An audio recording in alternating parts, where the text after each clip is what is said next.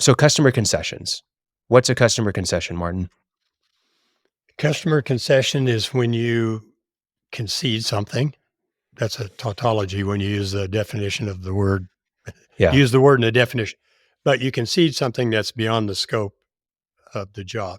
Well, that's how I think of it.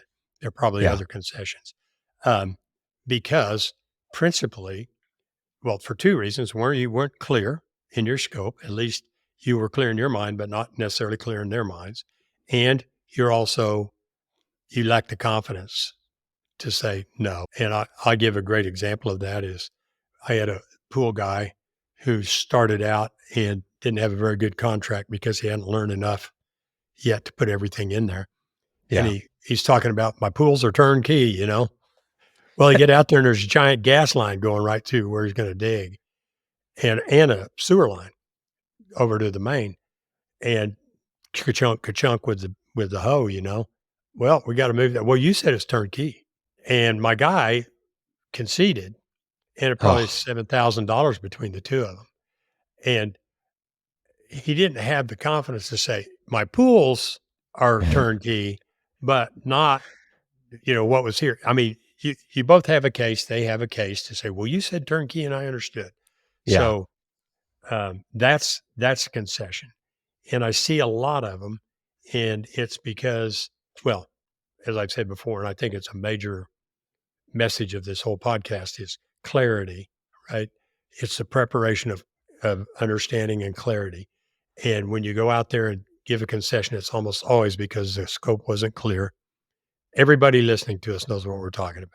Yeah. And it's whether did you have the courage, I want to say, to stand up with de-escalating shoulders down and say, no, that's not what it means. And then, well, yes, it is. It says turnkey. And are you going to stick up for yourself, maybe find a middle ground? But the guy I'm talking about, he conceded a lot. Yeah. Fences and sprinkler systems and dirt work and moving gas lines and Yeah. electrical work. Well, my electrical work is to the wall. Well, they got to run through the attic and across the house and put in a different 250 amp panel. That's not, that's thousands of dollars. Well, that's not part of it. That's all in his contract now Right. and in the positioning document, but early on. So that's generally what a concession is. What do you think? I mean, I suppose there No, are I think I would sum it up as usually it comes out in scope creep, where it just yeah, falls outside the scope of what you actually do.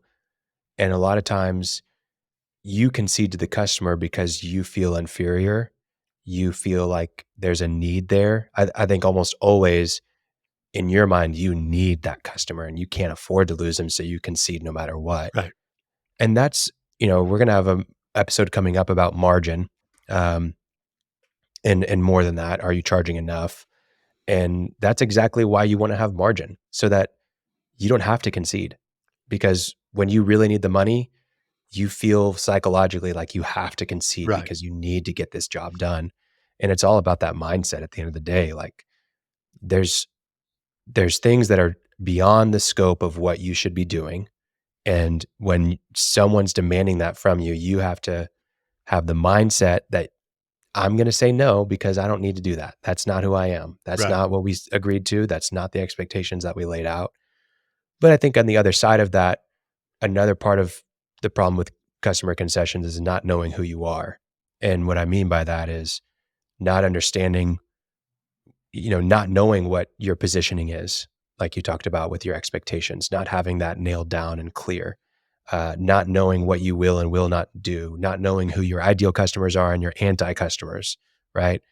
It stems from an identity issue as well. So, um, yeah, how should someone handle a customer concession? The guy says, "Hey, you said turnkey, you ruined my sprinkler system. I want it in place." How do you handle I that? I mean, the way I would do it, it's situation dependent, but yeah, my pool's turnkey. The sprinkler's not part of the pool. Yeah. The pool's turnkey, but the gas line and the sewer line aren't part of the pool. Uh, Mhm. or you find 7 yards of concrete, which buried in the ground for some reason you have no idea. It happens, right? Yeah. So Yeah, you just have to have the courage, and if there is a legit, you can compromise. Although Gary Voss would say never split the difference, but Yeah. you can compromise if you have some and say, but you can also say what it would take to make it right. They said, well, what it would take to make it right is you fix all this stuff. I said, well, that's a little bit extreme. I can try to find you somebody. I can work with you, and then you have to Yeah. make the decision. Yeah, But I you think always do it. You don't do it yelling. yeah, you don't do it yelling. I think Chris Voss is a great one to understand his tactics when going into these conversations with customers. Um, I think at the end of the day, you also need to be prepared to say, "Hey, the scope has changed. The price needs to change." I Yeah. mean, I think just having that mindset going into a customer concession with being willing to help, but there the scope has changed, my price has to change is a huge one that you can start with.